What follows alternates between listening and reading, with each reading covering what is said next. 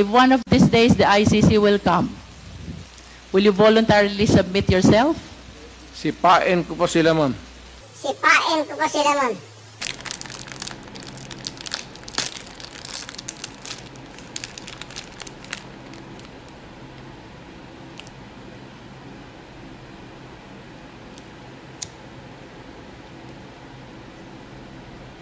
Happy Arrest Day Duterte!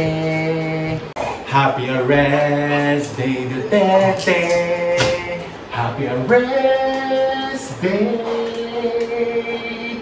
Happy Arrest Day! Happy Arrest Day Duterte!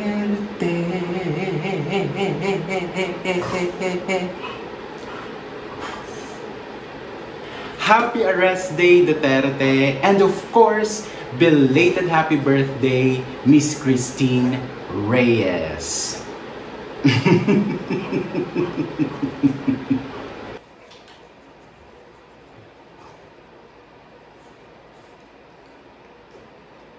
Hati tayo sa cake ni Duterte sa kanyang arrest warrant cupcake.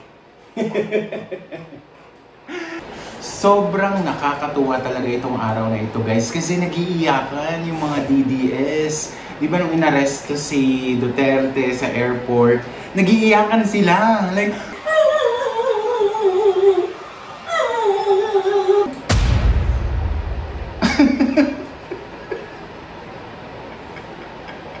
tapos yung mga FB friends ko na mga DDS, yung mga Duterte supporters, kanya-kanyang dramatic post din na kesyo walang kasalanan si Digong, kesyo walang arrest warrant, kesyo hindi naman daw nasusunod yung due process, nasan na yung human rights, vina-violate yung karapatang pantao ni Digong, nakakaawa naman.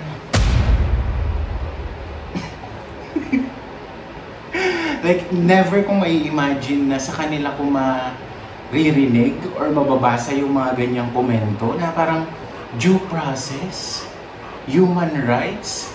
Bigla-biglang naging aware kayo sa mga ganyang bagay. Di ba pinagtatawanan nyo yan dati? Kung DDS ka man, ito yung dapat mong intindihin, no? Pasalamat nga kayo at si Duterte ay inaresto by following the correct process, no? May due process. Ito yung tinatawag na due process, no? Sa paghuli sa isang kriminal. Kasi kung meron kang gustong arestuhin na tao, hindi mo naman yan yung papatakbuhin, tapos babarilin, raratratin mo ng baril, tapos sasabihin mong nanlaban. Hindi yun yung due process. So maswerte si Digong na hindi nila pinalabas na nanlaban siya, inaresto siya ng maayos, and pagpunta niya sa Hague, sa Netherlands, ididiretso siya sa kulungan niya na erkonado.